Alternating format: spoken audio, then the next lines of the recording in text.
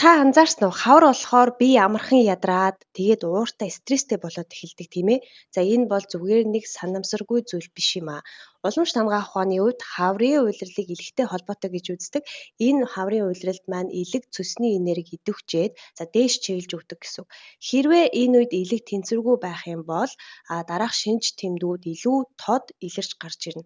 Жишээ нь амархан ядрах, хоёрдугаарт уур бухимдал амархан төрөх, стресстэх, гуравдугаарт хоол сайн шингэхгүй, хоолны дараа гэдэс дүүрэх, за бие тавгуурхах, хоол шингэхгүй байх зэрэг шинжүүд. За дөрөвдүгээрт нүд хурааших, нүд улаах зэрэг шинж тэмдэг илэрдэг.